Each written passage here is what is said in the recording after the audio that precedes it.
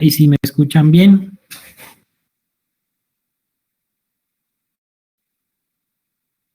Muchachos. Ok. ¿Qué más, David?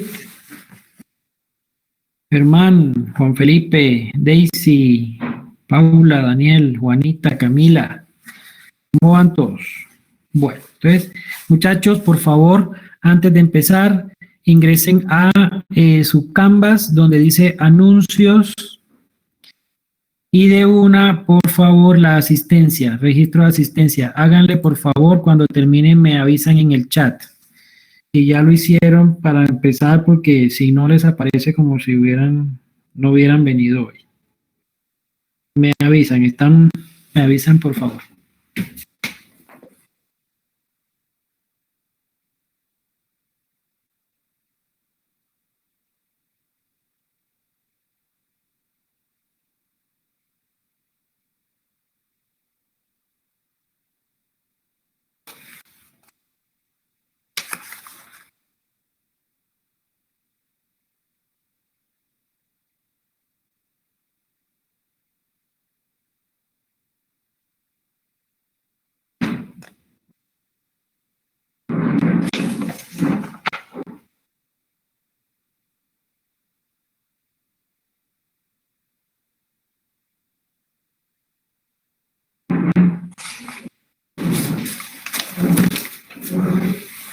¿Listo? Súper, bueno, muy bien.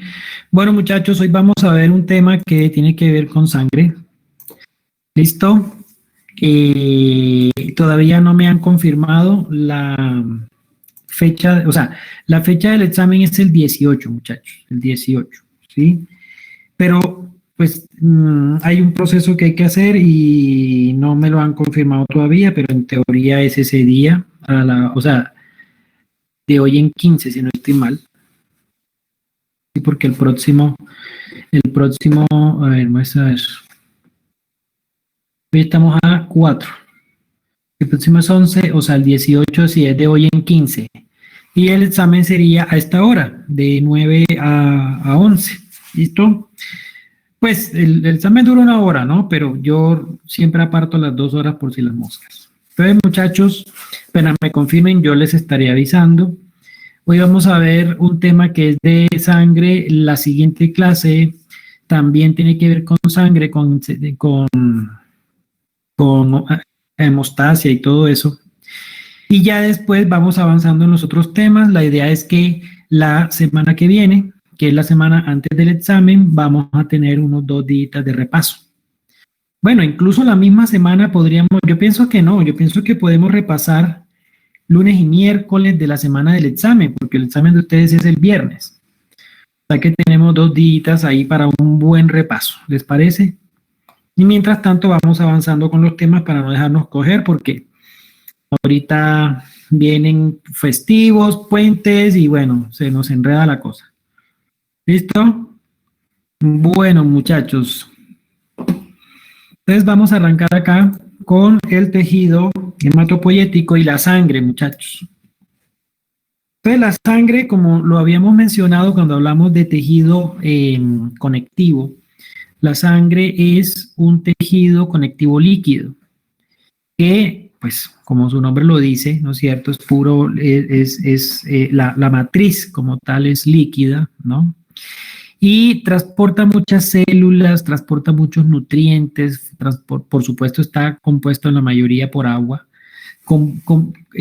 transporta gases, hormonas, una cantidad de cosas, ¿no? Dentro de esos gases que transporta la sangre, pues transporta CO2, transporta oxígeno, incluso el nitrógeno es un gas, el nitrógeno es un gas. También transporta hormonas como, bueno, todas las hormonas de nuestro cuerpo pues viajan por vía sanguínea y llegan a diferentes sitios de nuestro cuerpo para hacer su función. También nos ayuda a de alguna manera llevar calor, porque la sangre es caliente, ¿no? Entonces lleva calor a diferentes sitios del cuerpo. La sangre nos regula a todas las funciones homeostáticas, sobre todo de temperatura, de pH, de osmolaridad. La temperatura corporal, más adelante la vamos a ver, es una constante que debe estar regulada. ¿Listo? El pH, muchachos, ¿ustedes sí saben qué es el pH, muchachos? A ver, Juan Felipe Morales, dígame, ¿usted sí sabe qué es el pH o no? Eso lo vieron en el colegio. ¿Mm? Ah, muy bien, Daniel. Cuénteme, cuando el pH está por debajo de 7, ¿es ácido o es básico? ¿Qué dice Daniel? Daniel por ahí puso sásico, me imagino que quiso decir básico. ¿Sí, Daniel? Ah, ácido. Eso sí, ácido, muchachos, ácido. Entonces, cuando el pH está por encima de 7 es básico. Vamos a ver que el pH de nuestra sangre debe tener un nivel constante. Ahorita vamos a ver que el pH es de 7.4, es ligeramente básico, ligeramente, ¿no es cierto? Pero lo importante es que se debe mantener estable y la sangre nos ayuda con eso. Lo otro es la osmolaridad. ¿Ustedes saben qué es eso, muchachos? La osmolaridad. Esto también lo debieron haber visto en química.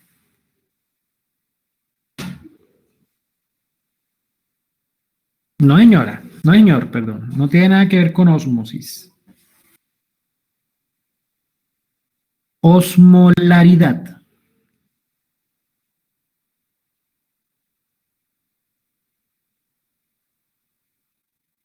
Molaridad no. Osmolaridad. Bueno, tranquilo. No tienen por qué saberlo. Muchachos, digamos que la osmolaridad tiene algo que ver con la ósmosis, pero no desde el punto de vista del concepto de la ósmosis, que es el paso de agua de un lado a otro, no, sino que la osmolaridad se refiere a la concentración, sí señor, Daniel Fernando, pero de partículas osmóticamente activas. Así, esa es la definición química. Pero para que ustedes no se me enreden y puedan como coger fácil el concepto de osmolaridad, está relacionada con la cantidad de solutos, ¿cierto?, que tiene una sustancia. Entre más solutos tiene una sustancia, pues esta tiende a ser más espesa. Entonces, si yo les pongo a ustedes un jugo de guanábana de ese que tiene hasta la pelucita, bien espesito, bien rico, y les pongo a ustedes un vaso, por ejemplo, de agua de panela, ¿cuál tendrá más osmolaridad?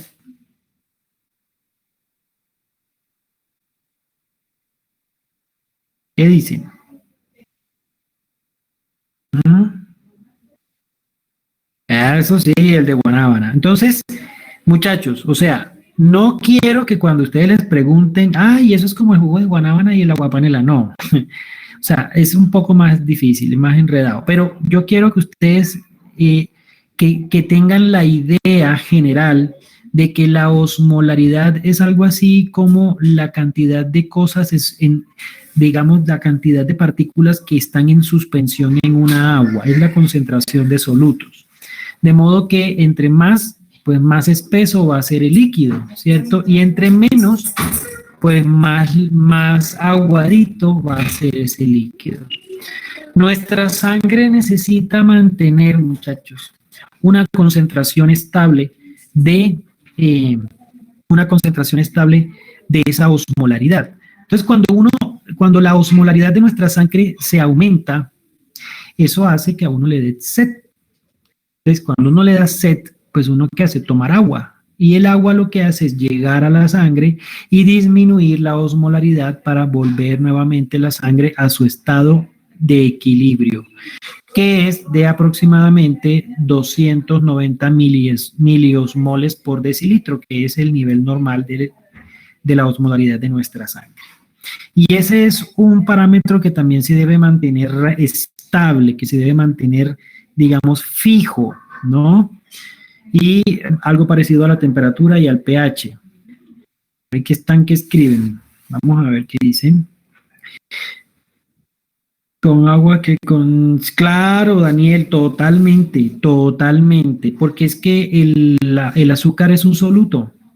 Entonces, si usted se toma un azúcar, en vez, por ejemplo, usted tiene sed y se toma, no sé, una Coca-Cola, pues no es bueno. Claro, la Coca-Cola tiene hartísima agua, sí, pero tiene también muchos solutos porque tiene mucha azúcar. Sin embargo, eso no quiere decir que tomar con azúcar no es malo, no. Muchachos, por ejemplo, el agua para hidratar debe tener un poquito de azúcar, pero poquitico, y un poquitico de sal, ¿ya? Con eso, ¿por qué es importante? Porque es que resulta, muchachos, que nuestras células, cuando tienen la ósmosis, es decir, cuando ingresan agua adentro de ellas, también necesitan muchas veces que pase solutos como el sodio y entre otras cosas, el azúcar también nos ayuda, pero en poquitico, ¿no? Poquitico. Por eso cuando uno hace, ustedes sí han hecho de vez en cuando uno le da diarrea, que uno hace un suero oral allá en la casa, que le echa un poquitico de azúcar y un poquitico de sal. Es por eso, esa es la razón. Es correcto, sí señor Santiago. Pero mejor dicho, una pizquita chiquitica de sal. Y eso hace que sea mucho más, o sea, que ingrese con más facilidad a nuestras células. Ya, es más, miren, por ejemplo, ustedes les gusta, por ejemplo, usar el Gatorade para cuando están haciendo deporte, muchachos, ¿no? Exacto. Digamos que no es que no se pueda, sí se puede, pero a un frasco de Gatorade usted le debe aplicar un frasco de agua, porque tiene muchos solutos. Entonces hay que bajarle un poquito los solutos y con eso mejora. Ya le mejora, o sea, es mejor porque tiene mucho soluto, tiene mucho azúcar y tiene muchas otras cosas. Entonces, no es que sea malo, porque la verdad no es que sea malo, pero es mejor tomarlo con un poco más de agua para que sea mucho mejor y mucho más fácil de asumir. Y entre otras cosas rinde más, entonces mejor para el bolsillo, ¿sí o no? Bueno, sigamos acá.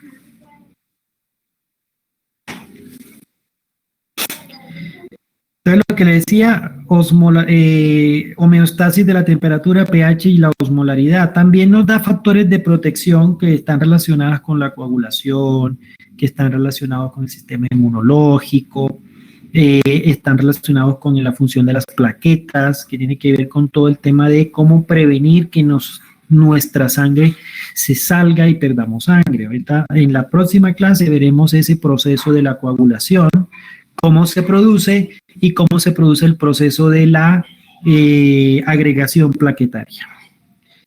¿Cuáles son las características fisicoquímicas de la sangre? Bueno, por un lado, tiene una temperatura promedio de 38 grados. Pilas. Esta es la temperatura promedio de la sangre, no de nuestro cuerpo. Cuando a uno le miden la temperatura, ahora que está de moda esos que son como unas pistolitas que le miden a uno, ¿cierto? La temperatura cuando uno va a comprar, qué sé yo. Eso lo que está midiendo es la temperatura, pero de nuestra piel. Cuando, por ejemplo, ustedes van a donde el médico, uno como médico le coloca, ¿cierto? El termómetro, ahí estamos midiendo la temperatura, pero de la piel, es un poquito más baja. La temperatura normalmente da de 37 a 37,5, 37,8 más o menos es lo normal, pero la sangre es un poquito más caliente, muchachos, como ven ahí 38, porque es que ella está más adentro de nuestro cuerpo, entonces como que conserva más el calor. Entonces, no se me vayan a confundir, esta es la temperatura promedio, pero de la sangre, ¿listo? De la sangre. El pH, como les dije, ligeramente alcalino, ligeramente básico, 7,4, dice ahí más o menos 5, es decir, que es un rango que va entre 7,35 y 7,45. En ese rango, muchachos, nuestro pH no puede ni subir de ahí ni bajar de ahí porque corre peligro la vida. O sea, es grave cuando estamos con un pH por debajo de 7 o muy por encima de 7,5, es grave, grave, puede morir la persona. Y el 8% de la masa corporal está representada por la cantidad de sangre total. De la cantidad de sangre total, más o menos el 8% de la masa corporal. ¿Listo? Como vemos entonces, acá abajo dice componentes. ¿Cuáles son los componentes de esa sangre? Por un lado tenemos la parte líquida, a la que también le llamamos plasma. Y por otro lado tenemos la parte sólida, que son las células de la sangre. El plasma o la parte líquida de la sangre ocupa el 55% en general de la sangre, ¿no es cierto? Y como les digo, es una matriz líquida que tiene de todo. Ahí hay agua, hay proteínas, hay hormonas, hay de cuánta cosa hay gases, etcétera. Ahora, la parte sólida son las células que hay en nuestra sangre. Esas células de nuestra sangre se dividen, por un lado, en los glóbulos rojos, que es más o menos el 99%, y el 1% equivale a los glóbulos blancos y las plaquetas. Los glóbulos blancos, pues, son las células de nuestro sistema de defensas. ¿Listo? Ahora, estas células o esta parte sólida equivale al 45% de la sangre. Entonces, miren que es más agua que sólido. Aquí podemos ver, si yo me saco sangre y lo pongo en una centrífuga, lo sólido se va para el suelo porque pesa. Es como cuando usted le echa arena a un vaso de agua. ¿Qué le pasa? Pues se va para el fondo, ¿o no? Entonces aquí pasa lo mismo. El agua queda flotando arriba y lo sólido o más pesado queda abajo. O sea que estos son puras células, el 45%. Lo líquido está arriba. ¿Listo? Como les dije, la sangre es más o menos el 8% del peso corporal total, más o menos. Eso no en todos es igual, pero eso es más o menos. ¿Listo? Y el resto, pues es el peso de las demás cosas, ¿no es cierto? De los músculos, los huesos, todo lo demás. De ese 8%, como vemos, repito, el 55% es plasma, o sea, la parte líquida, y el 45% es la parte sólida, o sea, las células de nuestra sangre. ¿Listo? De este plasma, miren que el 91.5% es pura agua, el resto son proteínas y solutos. O sea, acá tenemos diferentes tipos de cosas. Por ejemplo, dentro de las proteínas tenemos albúmina, globulina, que son las más abundantes e importantes. Y dentro de los solutos ahí tenemos sodio, potasio, cloro, magnesio, tenemos nutrientes como grasas, azúcar, etcétera, gases como el CO2, el oxígeno, el nitrógeno, ¿no? Y bueno, sustancias reguladoras como por ejemplo hormonas, etcétera. ¿Listo? En los elementos formes, que son la parte sólida, que es el 45% de la sangre, la mayoría son glóbulos rojos, mire, la mayoría. Estamos hablando del 99%. Y estos, muchachos, son hartísimos. Ojalá nos dieran un peso por cada glóbulo rojo. Mire, en cada microlitro de sangre tenemos entre 4.8 y 5.4 millones. O sea que si usted eso lo lleva a litros y tenemos más o menos 5 litros, seríamos multimillonarios. Dios bendito. Ay, ojalá nos pagaran un pesito por cada glóbulo rojo, pero no. Entonces, del resto, tenemos los leucocitos y tenemos las plaquetas.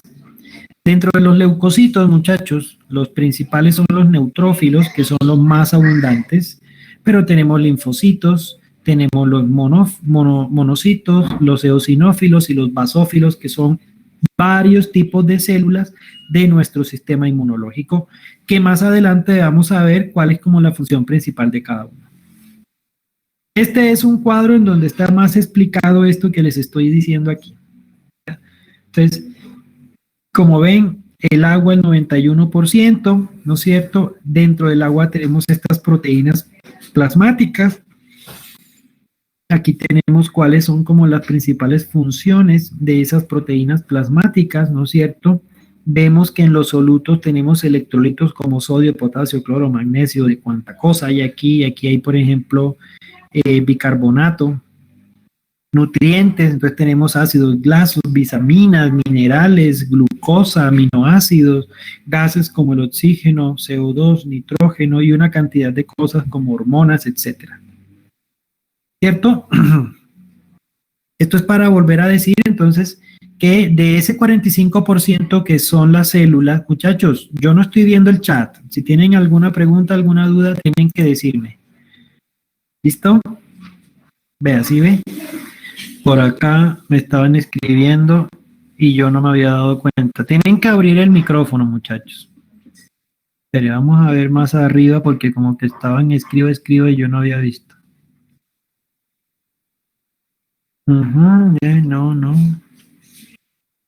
Eso, no, eso agua con sal y listo, sí señor, sí. Pero hay que ponerle también un poquitico de azúcar. Bórreme el recuerdo de ese amargo. Oiga, Juan Felipe, ¿usted anda como despechado o qué? Bueno, Tupac, profe, ¿el pH de la saliva cuál es? Uy, Tupac, no, esa pregunta qué, hermano, yo no sé, no sé, no me la sé de memoria, pero tranquilo, yo se la averiguo. pH de la saliva, asumo que debería ser ligeramente ácido, miremos a ver, pH de la saliva, pH, porque ahí hay una... Mire, si ves de 5, 6 a 7, 9. Bueno, ni tanto, porque aquí ya es básico, ¿sí? De 5.6 a 7.9, dice acá. Bueno, ese Tupac anda rajador. Vamos a ver qué más están mencionando por acá. Yo voy en orden. Listo. ¿Cuáles son las causas para que el pH se eleve o disminuya? David, muchas. Por ejemplo, la comida. ¿Qué cree usted que le pasa después de que usted se toma un jugo de naranja o un jugo, por ejemplo, de limón, que tiene vitamina C? Recuerde que la vitamina C es un ácido que se llama ácido ascórbico. De modo que todos los jugos, por mucha azúcar que usted le ponga, pero todos los jugos, muchachos, ácidos o cítricos son ácidos. Por mucha azúcar que usted le ponga. ¿Qué cree? Pues ese ácido va a llegar ¿a dónde? A su sangre, mijo. Pero nosotros tenemos una serie de mecanismos, que esos mecanismos yo los hablaré cuando veamos riñones y cuando veamos pulmones, con los cuales tanto los riñones como los pulmones hacen que ese pH ácido que entra a nuestra sangre no altere el pH de la sangre. ¿Listo? Así que eso lo veremos después. Ahora, ¿qué cosas hacen que el pH se eleve, o sea, se vuelva básico? Por ejemplo, cuando nosotros comemos alimentos, por ejemplo, que tienen bicarbonato, se vuelve básico. Ahora, hay otros factores que pueden alterar el pH, como la respiración, muchachos. Y también cuando los riñones no funcionan bien, se puede alterar el pH. Pero ese temita lo veremos después porque es un poco más complejo de explicar y hay unas fórmulas químicas que tengo que enseñarles, que hoy no lo voy a hacer. Bueno. La cantidad de hidrógenos, Juan, es efectivamente lo que hace que el pH sea ácido o sea básico. Entre más hidrógenos, más ácido, y entre menos hidrógenos, más básico. ¿Listo? De modo que un ácido, entre más hidrógenos tenga, es más ácido. Y si le voy quitando, se vuelve menos ácido. Los hidrógenos, muchachos, en medicina, bueno, en medicina no. Químicamente hablando, los hidrógenos son, es el primero en la tabla periódica. Y este es un átomo que solo tiene un electrón, un neutrón y un protón. Pero en condiciones normales, el hidrógeno siempre está reaccionando con otros átomos y pierde el electrón. De modo que el hidrógeno es realmente un átomo con carga positiva en estado natural. Y por eso se le llama protón, porque pues solo tiene un protón protón, el neutrón es neutro, luego la carga es positiva. Por eso, muchachos, en medicina, a los hidrógenos, los médicos, nosotros le llamamos protones. O sea, cuando ustedes escuchen hablar a un médico de protones, está hablando de hidrógeno. Bueno, por ejemplo, si se toma algo que es muy básico, puede llegar a regular el líquido del estómago, que es ácido. Claro, sí, señor Juan Felipe. Por ejemplo, cuando uno tiene un daño estómago, no, uno se toma, por ejemplo, un poquito de bicarbonato y eso le ayuda. Si usted se ha visto que toma uno que el Alka-Seltzer, que el sal de fruta, eso es ¿qué? Una sustancia básica que le ayuda a regular un poquito el pH para que no caiga tan pesado. Entonces sí, eso sí, señor. Bueno, sigamos bajando, dice acá. ¿Por qué la cantidad de OH aumenta y la de H sola disminuye? No entendí, Juan. Esto sí no lo entendí. ¿Cómo así? La leche magnesia es básica, por eso es que mejora la gastritis, que es un exceso de acidez. ¿Listo? Pero esto sí no lo entendí, Juan, explíqueme, a ver. ¿Por qué la cantidad de OH aumenta y la de H sola disminuye? No entendí. Pues es que OH realmente, este es un símbolo que significa alcohol en química. Entonces no sé a qué te refieres. En Galvis con doble H. Sí.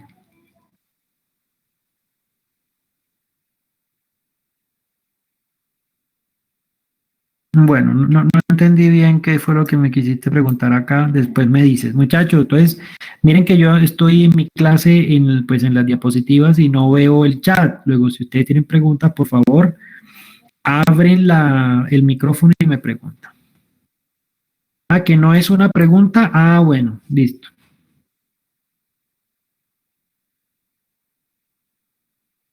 Ahí le están diciendo que abra el micrófono y me pregunte bien qué es lo que quiere saber de esto, que no, yo no entendí esto.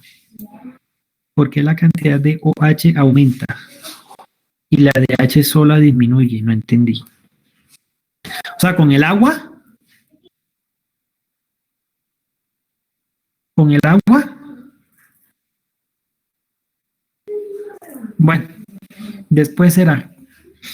Muy bien, sigamos. Bueno, ahora vamos a ver qué es la hematopoiesis, muchachos. Miren, la palabra hemato significa sangre y poiesis significa proceso de producción, o sea, es como el proceso con el cual se forman o se producen las células de nuestra sangre. ¿Listo? Las células de nuestra sangre. Cuando nosotros estamos bebecitos y cuando estamos allá dentro de la barriga de la mamá, ¿cierto? En etapa embrionaria y fetal, el hígado de ese bebé, el vaso, los ganglios linfáticos y un órgano que se llama el timo son los encargados de producir estas células sanguíneas. O sea, la hematopoiesis ocurre en el hígado, en el vaso, en el timo y en los ganglios linfáticos. Ese órgano llamado timo, muchachos, solo es normal durante el embrión y durante el feto, y después de que el bebé nace, por ahí le dura 6 meses, no le dura más, porque este órgano se desaparece. Desaparece. Porque así es la naturaleza. La única función del timo es producir células sanguíneas, pero cuando el bebé nace, más o menos al 6º mes de vida, ya los huesos largos empiezan a producir estas células sanguíneas. Y ya lo que es el vaso, el hígado, los ganglios linfáticos, ya dejan de producir las células de la sangre y ya lo hacen son los huesos largos. El timo desaparece. De hecho, muchachos, a veces uno encuentra pacientes que todavía tienen timo, incluso adultos. Eso hay que mandarlo a operar inmediatamente porque se puede volver canceroso. ¿Ya? ¿Por qué? No me pregunten, pero eso ocurre. ¿Listo? Bueno. Como les decía, después de que nace uno, entonces la médula la médula de los huesos, que es como la parte central donde está ese hueso esponjoso, ¿no es cierto? Ahí se van a producir las células sanguíneas. Es decir, ya el hígado ya no lo hace, ya no lo hace el vaso. Y de ahí en adelante, esos huesos son los que se encargan de producir o de hacer la hematopoiesis en la parte interna. Ahí tenemos las células madre del sistema de la sangre, digamos, del sistema hematopoyético. ¿Cuáles son los principales huesos que tienen esa función de producir sangre? Aquí dice que la cintura escapular, o sea que la escápula, ¿cierto? Los huesos axiales, que son como los de la mitad, y la cintura pélvica y también las epífisis proximales de los húmeros y del peroné, del húmero y del fémur. Muchachos, sí, pero probablemente los más importantes huesos que cumplen esta función son estos últimos, el fémur y el húmero. ¿Listo? Estos dos últimos. Probablemente esos son, y la tibia también, porque son los más largos y son los que tienen como la médula más grande. ¿Listo? Ahí dentro de esa médula de los huesos, la médula ósea de los huesos. Ustedes sí han escuchado que, por ejemplo, a algunos pacientes que les da leucemia, les tienen que hacer un trasplante de médula. ¿Han escuchado eso? Es como el tratamiento. Eso, muchachos, no es la médula vertebral, la del sistema nervioso, no, esa no es la que le trasplantan a uno.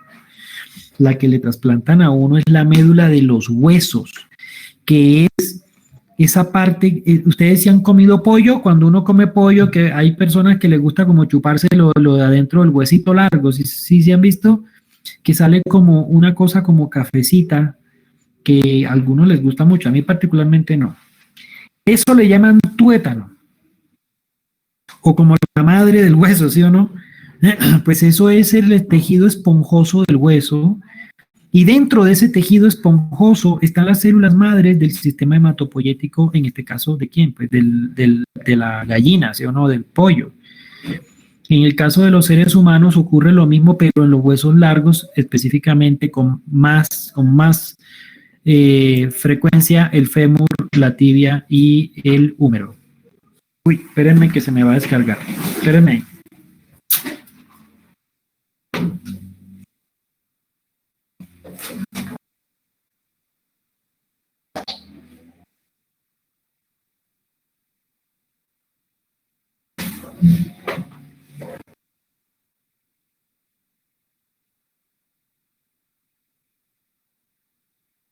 Listo.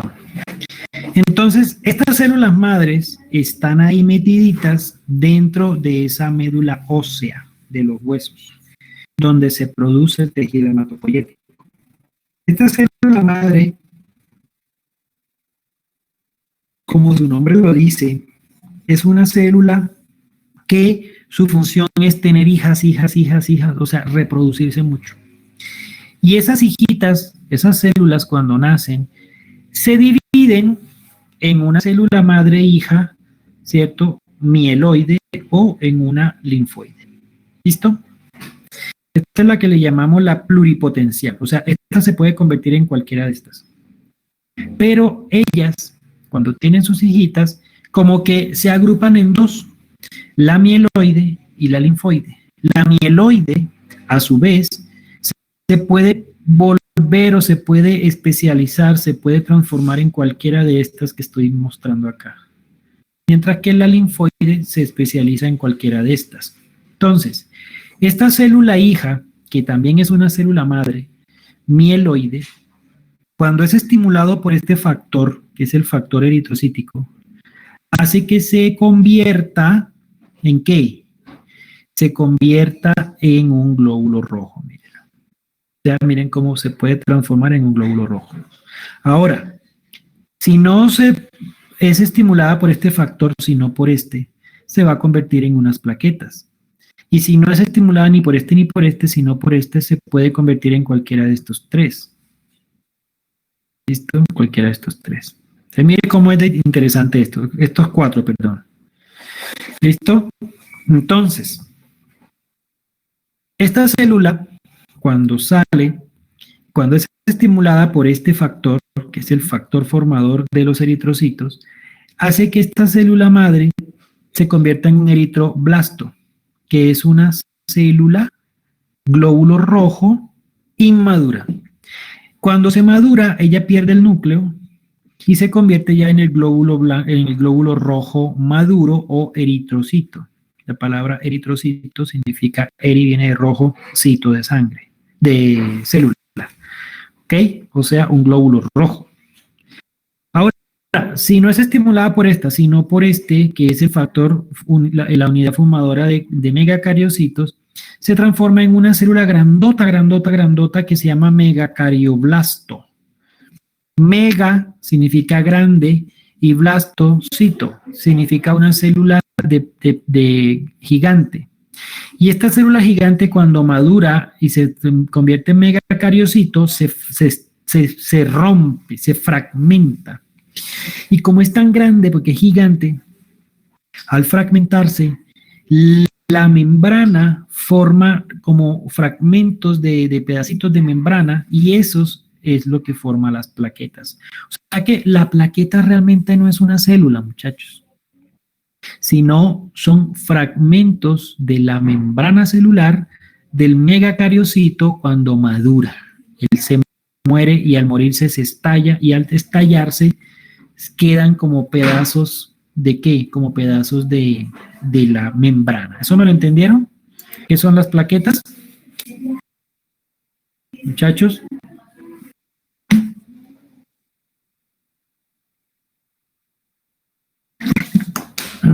¿Sí me entendieron o no? Listo, muy bien, sí me gusta.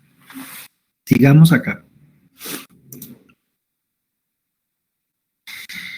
Entonces, esta misma célula, cuando es estimulada por la unidad formadora de granulocitos, que son estos de granulocitos, se puede transformar en esta, o en esta, o en esta, o en esta. Aquí tenemos varios tipos de células, como por ejemplo los eosinófilos, los basófilos, los neutrófilos y los monocitos. Estas células de aquí, muchachos, como les digo, se van a transformar, entonces, son células del sistema inmune. Estas sí son células blancas, o sea, estos son glóbulos blancos, estos que estoy tocando acá. Glóbulos blancos. Este es el glóbulo rojo y estas son las plaquetas. Pero miren que los glóbulos blancos sí hay como de diferentes tipos, ¿no? Y eso es como en el ejército, muchachos. Mire que en las Fuerzas Armadas tenemos, por un lado, la policía, tenemos también la Fuerza Aérea, tenemos el ejército, incluso dentro de la Armada nosotros tenemos la Fuerza Naval y tenemos la Infantería de Marina, ¿sí o no? O sea, tenemos como diferentes tipos de personas que hacen parte del mismo, de los mismos grupo militar, ¿me hago entender? O sea, como que tienen sus especialidades, ¿no? En el ejército tenemos los de contraguerrilla, los de no sé qué, o sea, hay como personas especializadas en cada cosa. Algo parecido pasa con el sistema inmune. Tenemos células para cada cosita, mire. Y ahorita yo les voy a explicar cómo es que funciona eso. ¿Listo? Bueno, muy bien. Ahora, la otra célula, recuerdan que una era mieloide y la otra era linfoide. Esta linfoide se puede transformar o en un linfocito T, o en un linfocito B, o en un natural killer, que son estas. Estas células están principalmente hechas, sobre todo el linfocito T y el B, para destruir virus.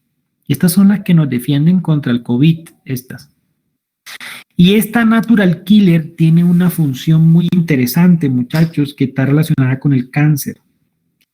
Y es que ella es, como les dije yo a los muchachos de esta mañana más temprano, ella es una célula como una especie de espía. Lo malo es que son muy poquiticas. Tenemos realmente poquiticas de estas células, no son muchas. Y estas células natural killer, ellas van como, están pendientes de si encuentran alguna célula sospechosa como medio cancerosa. Entonces ellas van por ahí caminando y cuando se dan cuenta así como, uy, esa célula está como rara. Y entonces, muchachos, ¿ustedes saben qué es la apoptosis? Creo que sí, ¿sí o no? ¿Sí saben qué es la apoptosis, muchachos? Uy, no, chanfle. Listo, les explico. Muchachos, nuestras células tienen en su ADN el día y la fecha en que se van a morir. Imagínense usted esa vaina. El día y la fecha y la hora. Exactamente, Camilo, es un proceso de muerte celular programada. Es algo así como un suicidio. Ella, cuando ya le llega su hora, ella se muere. Así de sencillo. Pero ¿qué pasa con el cáncer? Ese mecanismo de muerte, mira toda esa vaina, sí señor, para que vea usted, sí señor. Mire cómo está esto de bien hecho. De modo que, ¿qué pasa con el cáncer, muchachos? Que estas células cancerosas se les daña apoptosis. De modo que como se les daña el mecanismo de apoptosis, pues ellas no se pueden morir. Y se conocen como unas células inmortales y empiezan a reproducirse y reproducirse y reproducirse y por eso es que se forma el tumor. ¿Sí me entiende, Germán? Pero miren cómo es la naturaleza. La natural killer, entonces está pilas a ver si encuentra por ahí alguna así como con cara de yo no fui, sí o no, y entonces se le pega. Y cuando se da cuenta, el cáncer son células que no quieren morir, es exacto, algo así, Juan Felipe. Y entonces, cuando se le pega, le manda una proteína, esa proteína se mete dentro de la otra célula e intenta reparar ese mecanismo de la apoptosis que se le dañó. Si lo logra reparar, esa misma proteína, después de que repara el mecanismo, activa el mecanismo y plum, se murió la célula. Ahora, si no se logra reparar, ¿qué cree que hace el natural killer? Pues lo levanta a plomo. Bueno, obviamente no es a plomo, ¿no? Sino con una serie de sustancias químicas que van a destruir la otra célula. La mata, sí señor, mata la otra célula. O sea, si no logra reparar el mecanismo de apoptosis para que pues ella misma se muera, la mata. ¿Ok? Y por eso es que estas células son tan importantes para prevenir el cáncer. El problema es que dirán ustedes, no, pero y entonces no funcionan, porque ¿cuánta gente con cáncer? Claro, muchachos, es que lo que pasa es que hay muy pocas. Y ellas, supongamos que hayan 20, pues si ellas logran contener 20 cánceres, pero si usted tiene 30 células cancerosas que se quieren volver cancerosas, pues él matará 20, pero las otras 10 quedan por ahí, pues porque no alcanzan. ¿Sí me entienden? Porque son poquiticas. Claro, David, de hecho, David, por eso es que nuestro sistema inmunológico, cuando una persona tiene cáncer, ustedes han visto que si se le baja las defensas, el cáncer le coge ventaja. ¿Ya? Es más, han habido casos de cánceres, muchachos, que se han curado, incluso sin tratamiento médico. Algunos dirán que eso es un milagro, puede que sí, no sé, Dios puede obrar de muchas maneras, una de ellas fortaleciendo el sistema inmune, ¿sí o no? Para que el mismo sistema inmune destruya el cáncer. Puede ser, ¿sí? ¿Quién sabe? Lo cierto es que han habido casos de cánceres que uno dice, Dios mío, y salen adelante, salen adelante. ¿Listo? Bueno, muy bien, sigamos. Por eso es tan importante que nuestro sistema inmune esté bien fuerte, que no nos coja con los calzones abajo. ¿Sí o no? Sigamos. Entonces, estas células madre, como yo les estaba mencionando, se dividen en dos grupos, las mieloides y las linfoides, ya se los expliqué. Las mieloides se desarrollan y se maduran en la médula ósea y producen glóbulos rojos, plaquetas, monocitos, neutrófilos, eosinófilos, todas estas células.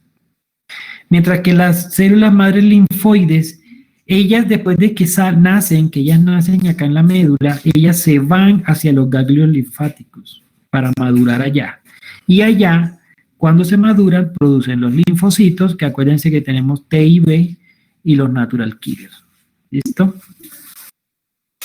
Ahora, hay unos factores de crecimiento, muchachos, unos factores de crecimiento que le dan la orden a la célula hematopoyética, en este caso la célula madre, para producir ya sea glóbulos rojos, ya sea plaquetas o ya sea glóbulos blancos. Dentro de estas hormonas tenemos la eritropoyetina, que es esta.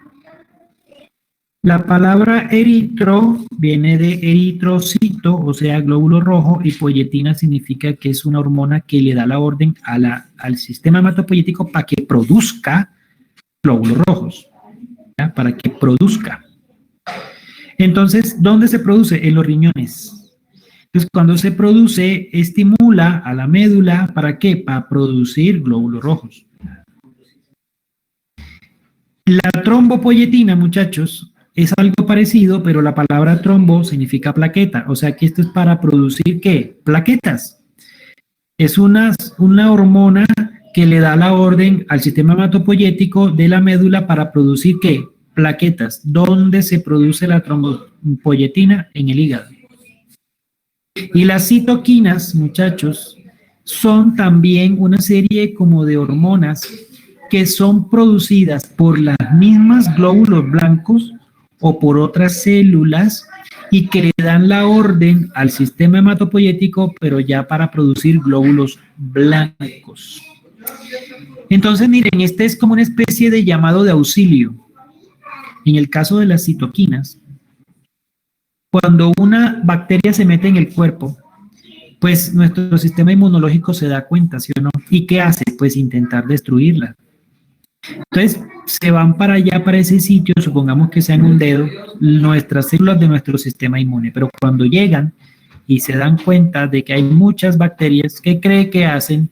Lo mismo que los policías llaman por radio, ¿sí o no? Y dicen, ay, Dios mío, auxilio, necesito refuerzos. Entonces, esos refuerzos, ese llamado de refuerzo, lo hacen en forma de ¿qué? En forma de citoquinas. Citoquinas. Y ese llamado de refuerzo, pues es una hormona esa, la citoquina, que llega ya al sistema hematopoyético para que se produzcan más glóbulos blancos. ¿Para qué? Para poder enfrentar esa infección. ¿Me lo entendieron, muchachos? ¿Me lo entendieron o no me lo entendieron? Bacano, ¿sí o no? Muy bien. Muchachos, lo mismo pasa con la eritropoyetina. Cuando por algún motivo se disminuye, ahorita vamos a ver ahorita en los glóbulos rojos cómo aumenta o disminuye la eritropoyetina dependiendo de si hay sangre o hay menos sangre. Los glóbulos rojos son células bicóncavas que ellas pierden el núcleo y entonces no se pueden ya reproducir. Ellas pierden casi todos los organelos y pierden el núcleo y básicamente es una célula que es pura pared celular, pura membrana celular y adentro básicamente lo que hay es pura hemoglobina. Hemoglobina. Esta hemoglobina, como ustedes saben, es una proteína que nos ayuda a transportar el oxígeno. ¿Listo? Pero miren, ese oxígeno que el glóbulo rojo va a transportar no se lo come el glóbulo rojo. O sea, el glóbulo rojo no utiliza el oxígeno que él mismo transporta para él, para su metabolismo. Él no lo usa. Él tiene un metabolismo anaerobio, o sea, no usa oxígeno. Y tiene en su membrana una serie de marcadores que nos van a identificar el tipo de sangre que tenemos, que eso será tema del próximo tema, de la próxima clase. ¿Listo? Muy bien. Miren, así son más o menos los glóbulos rojos. y por dentro tiene mucho de esta proteína, mucho de esto que es la hemoglobina. La hemoglobina es una proteína que tiene, como ven aquí, 4 grupos hemo, que en el centro, mírenlo, tiene un átomo de hierro. Este átomo de hierro tiene mucha afinidad por el oxígeno, de modo que cuando el oxígeno se une a ese átomo de hierro, muchachos, se vuelve rojo, se oxida. Al oxidarse por el oxígeno, se vuelve rojo. Por eso la sangre es roja, por esta característica. ¿Recuerdan que hablamos de la mioglobina cuando estuvimos hablando de músculo? Que yo les dije que era como una primita o una hermanita de la hemoglobina y que tenía un grupo hemo y que por eso los músculos son rojos, ¿se acuerdan? Claro, los músculos rojos pues son los músculos que tienen mucha mioglobina. Los que tienen poquita pues ya serán más claritos, como por ejemplo algunos animales tienen sus músculos blancos, ¿sí o no? Bueno, me imagino que se acuerdan, eso lo mencionamos. Listo. Miren, cuando por algún motivo se disminuye la cantidad de glóbulos rojos en nuestra sangre, los riñones se dan cuenta de eso. ¿Y qué hacen? Producen eritropoyetina. Esa eritropoyetina, ¿a dónde va, muchachos? A la médula. Y le da la orden a la célula madre para que produzca, ¿qué? Glóbulos rojos. Y entonces va a producir los glóbulos rojos y con esto se restablece la cantidad de glóbulos rojos que se perdió. Por ejemplo, si yo tengo una hemorragia y pierdo mucha sangre, esos glóbulos rojos que yo perdí, al cabo de un mes, yo los voy a recuperar. Así no me pongan sangre, ¿no? Así no me hagan transfusión. Yo los voy a recuperar. ¿Por qué? Porque el riñón le tiene que dar la orden a la médula de que produzca glóbulos rojos para reemplazar los que se perdieron. Muchachos, ¿han escuchado ustedes que los deportistas, los tramposos, ¿no? Sobre todo de alto rendimiento, a veces se sacan la sangre 1 o 2 meses antes de la competencia? Se sacan sangre como cuando uno dona sangre y esa sangre la guardan. Y por ahí faltando 15 días, 20 días para la competencia, se la vuelven y se la ponen. ¿Ustedes han escuchado eso, muchachos? ¿Nunca lo habían escuchado? Bueno, en el deporte ustedes van a encontrar una cantidad de... Ya les digo para qué, ya les digo para qué. Ustedes van a encontrar una cantidad de trampas que hacen para que eso es doping, muchachos. Realmente eso es un tipo de doping. Y ya les explico cómo funciona. Vea, si vamos a poner un ejemplo. No estoy diciendo que él lo haga. Es como un doping camuflado, sí, señor. Supongamos que Michael Phelps, si saben quién es, ¿no? ¿O no? Listo. El megacampeón de ¿qué? De natación, ¿sí o no? Ese como que está enrasado con pescado, porque ese sí que nada. Bueno, ese man, supongamos, no es que lo haga, no me vayan a decir que yo estoy calumniando, no. Es un simple ejemplo. Si se va para un campeonato, muchos de esos deportistas, muchachos, muchos, por ahí 2, 3 meses antes, se sacan 500 mililitros, eso es medio litro, ¿no? 500 cc es medio litro de sangre y se la sacan y la guardan. Y al siguiente mes otro medio litro, se la sacan y la guardan. Eso se puede congelar y después se la pueden volver a poner. Dirán ustedes, bueno, pero entonces si le sacan ese litro, porque es un litro de sangre que le sacaron 500 primero y después 500, ¿qué pasa? Pues sencillo, sus riñones se dan cuenta. Porque si usted tiene, voy a poner un ejemplo cualquiera, 10 millones de glóbulos rojos y de un día para otro le sacan 500 cc, pues ahí pueden perder, póngale 3 millones. Y eso no pasa desapercibido, el riñón se da cuenta. Uy, ¿aquí qué pasó? Que perdimos 3 millones de glóbulos rojos. No. Y empieza a producir eritropoyetina. ¿Para qué? Para reemplazar los glóbulos rojos que se perdieron, muchachos. Al cabo de un mes, claro, claro que sí, Daniel. Sí, sí pilla por dónde va la vaina. Entonces, ¿qué pasa? Que el man empieza a producir glóbulos rojos para reponer los que se perdieron. De modo que antes de la competencia, por ahí 20 días antes, ya él tiene otra vez sus 10 millones que se recuperaron. ¿Por qué? Por la función de la eritropoyetina. Pero ¿saben qué hacen? Se colocan lo que se sacaron. Se vuelven y se colocan la sangre que se habían sacado. Y si perdieron 3, si cada 500 centímetros, cada 500 cc tenían 3 millones y yo le meto 1 litro, eso significa que ahora ya tiene 6 millones más de glóbulos rojos que antes. ¿Será que esa persona no tiene un poquito más de ventaja que cualquier otro cristiano que va a competir contra él y que no hizo lo mismo? Claro, porque en ese momento tiene muchos glóbulos rojos, más de lo normal.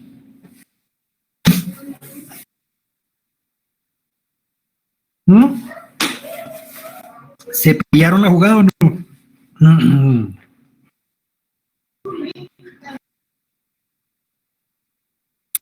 Y eso, muchachos, algunos lo hacen. No, Daniel, eso no pasa nada. La verdad es que no pasa nada. Claro, digamos, hay un riesgo en el sentido de que cuando lo chuzan a uno, de pronto le sale un morado y de pronto y usted va a jugar y le ven el morado, oiga, ¿y usted qué le hicieron ahí? Ay, pues ahí es cuando se dan cuenta que le pusieron sangre, ¿sí pillas? Pero pues eso hoy en día lo hacen con cuidadito, por eso lo hacen por ahí 20 días antes para que no, como que si le llega a salir algún morado, pues no se note. Yo no. Exacto. Por otro lado, muchachos, la verdad eso no pasa nada. No pasa nada. Muchos hacen eso. Muchos. Ahora, ustedes saben quién es Fernando Gaviria, no. Botero, este man que era, creo que él ya no corre, que era ciclista, Botero. Fernando Botero era que se llamaba. Bueno, no me acuerdo el nombre. Uno que es paisa. Ese man parece que sus riñones producían más eritropoyetina que una persona común y corriente, muchachos. O sea, pero pues se le hicieron muchos estudios y el man como que no hacía la trampa que yo les dije, sino que su cuerpo era así. O sea, hay personas que tienen unas características de medio superhumano, ¿no? De hecho, muchachos, ¿ustedes sabían que los superhumanos existen? Los superhumanos siempre han existido. Es que Santiago, esa vaina, Santiago Botero. Y a ese man en algún día, muchachos, en alguna ocasión, la FIA es que se llama, la que es como la de esa vaina de los ciclistas, le quitó, o sea, él estuvo en problemado porque no sabían por qué producía tanto glóbulo rojo y pensaban que era que estaba haciendo trampa. Y ya después no sé, como un año de investigación fue que se dieron cuenta de que no era culpa de él, sino que su cuerpo es así. Muchachos, los superhumanos siempre han existido. Un humano mejorado es cuando uno hace algo para mejorar. Por ejemplo, yo uso gafas, yo soy un superhumano. A ver que estoy mejorando mis funciones. No es un superhumano.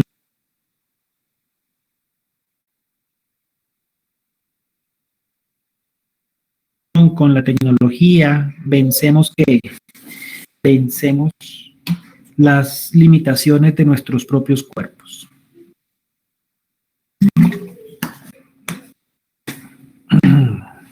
Bueno, muy bien, sigamos.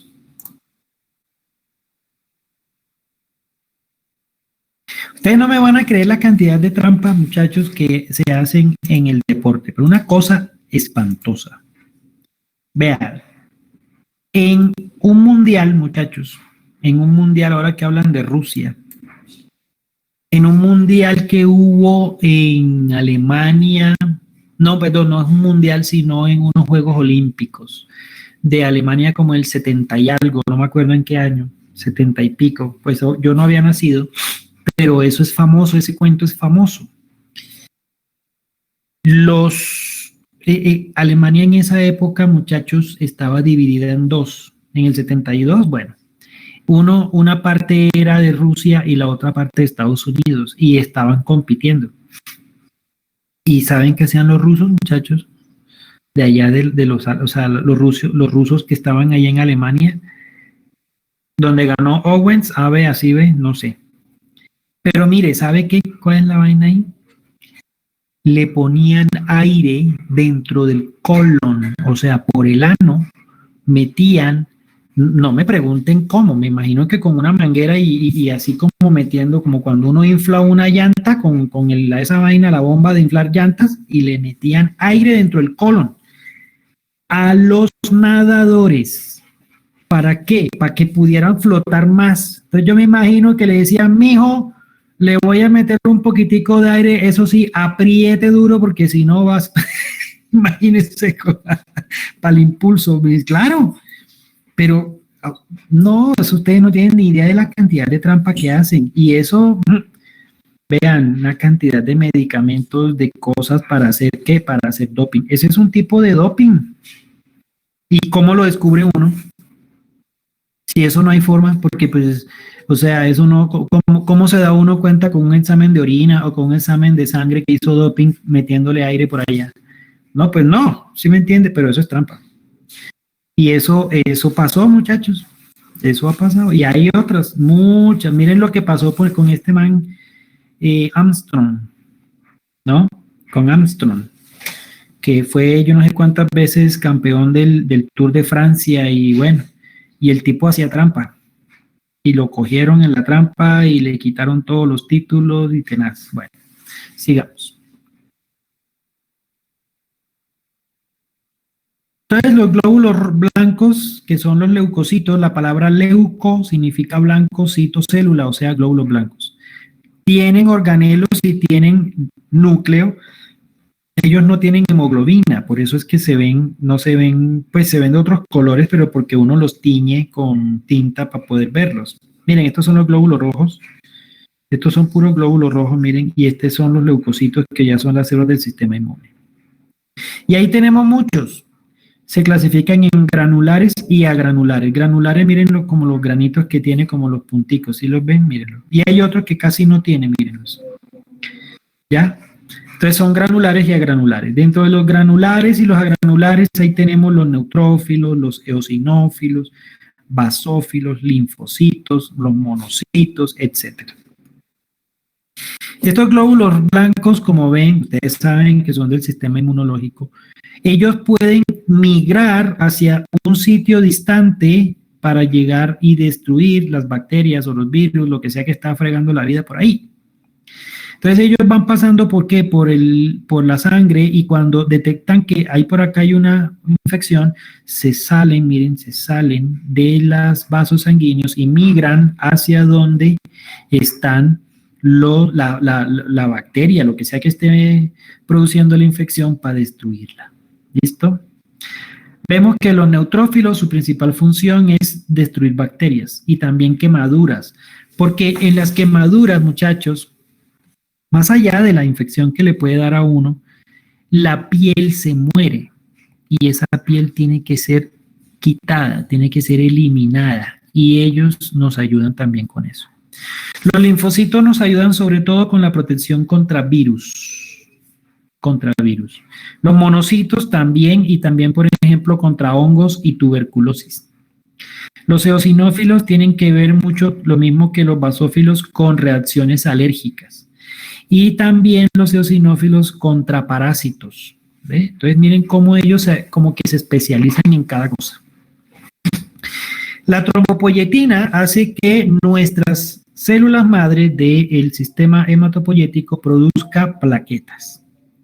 Entonces ella hace que las células megacardioblastos, que son células inmaduras, que después cuando se maduran se forman megacariocito, y ese megacariocito, la palabra mega significa grande, gigante, se va a estallar, ella se fragmenta, ¡pah! Y al fragmentarse, la membrana de la célula forma estas plaquetas que son fragmentos de esta célula llamada megacariocito. Ellas más o menos hay entre 150.000 y 450.000. Ese es como el rango, ¿sí? Que tenemos por cada microlitro, ¿no? Y ellas, muchachos, cuando hay una cortadita, cuando hay como un orificio en una arteria o en una vena, ella lo que hace es como tapar ese hueco para que no se salga la sangre. Pero esa función la veremos la próxima clase.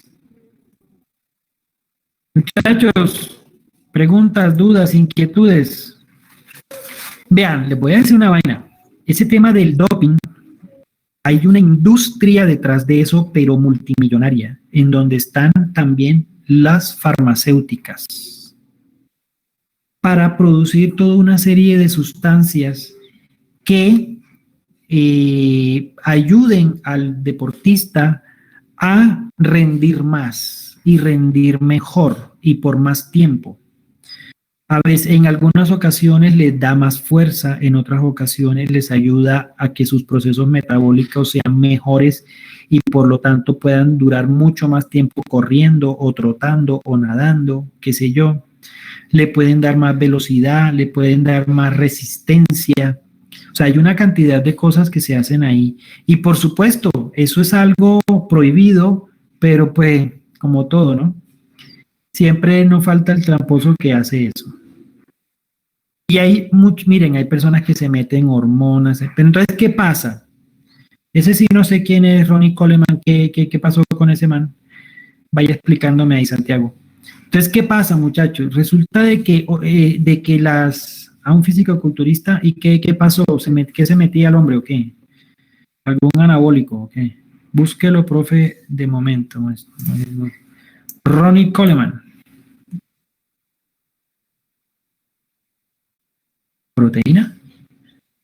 ¡Ush! No, joda. Ese man sí tiene músculo. Ese sí como que debe cascar duro, ¿no? ¿Pero qué tiene de raro? ¿Qué le pasó al hombre? ¿Qué hizo? Profe, busque cómo está en este momento. Ah, como está en este momento, busquemos imágenes. Ajá. Todo como que, ¿o qué? Mierda, está hospitalizado. Está hospitalizado. Está vuelto, no puede ni caminar. Miércoles, sí, mírelo, ¿por qué? ¿Qué le pasó? Por la cantidad de vainas que se metía cuando era más joven. Hijo de mi chica, me imagino que se le dañaron los riñones, quién sabe. No, Que creo que ya está bien, y él tiene un documental y todo. Pero creo que ya está bien. Todavía tiene severos brazos ese man. No, pues imagínese, mire estos brazotes. ¡Ja! Este sí debe cascar duro. Pues le cuento, muchachos, para seguir con el cuento. Arnold Schwarzenegger.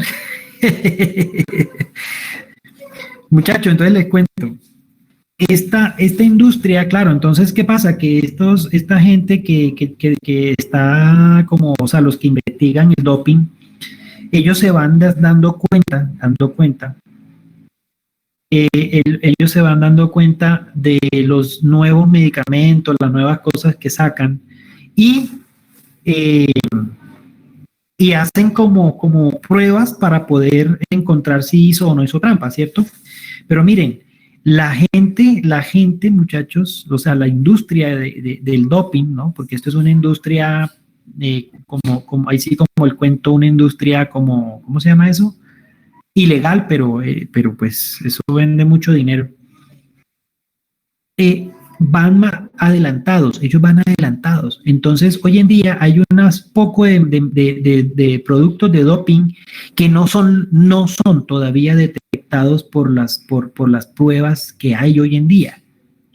Por eso, muchachos, es que guardan muestras de orina y de sangre hasta 3 y 4 y 5 años de los deportistas. Yo no sé si ustedes sabían eso. Por ejemplo, todos los que se fueron ahorita para los mundiales, no sé, ¿cómo se llama? Los olímpicos últimos que hubieron, ¿dónde fueron? ¿En Río? Creo que fueron en Río, ¿no es cierto? Todos ellos, antes de hacer su participación, les toman muestras de orina, si no estoy mal. Creo que siempre es de orina. Es más, a veces llegan las personas antidoping y está usted durmiendo 2 de la mañana, mijo, y levántese y métase al baño y orine acá. Así, o sea, de un momento a otro le llegan, porque, pues, como para ver si los cogen, ¿sí o no? Como si los pillan. Y guardan esas muestras, o sea, cogen un poquito y lo estudian para ver si hizo trampa ahí, con los que ya se conocen, con los que ya, pero después guardan eso y por allá 10 años, a los 5 años, ¡uy! Descubrieron un nuevo producto y ese producto ya lleva 4 o 5 años en el mercado, pero como no se sabía que existía, entonces no se había inventado la forma de descubrirlo, así que a todos, hágame el favor y me le hacen todas esas orinas guardadas, me le hace prueba. Y por eso es que por allá 4 o 5 años después, ¡ping!, pillan a uno, ay, vea, usted hizo trampa hace 5 años, hermano, y le quitan el campeonato, se lo quitan. Ustedes se han visto que eso ha pasado, muchachos. Entonces la vaina es delicada. Bueno, muchachos, ese era el tema de hoy, espero que les haya gustado. Si tienen alguna duda, alguna pregunta, con mucho gusto.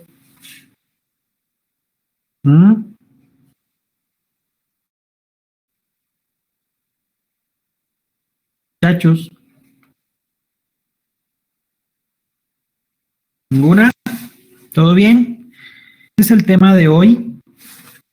La idea entonces es que apenas a mí me confirmen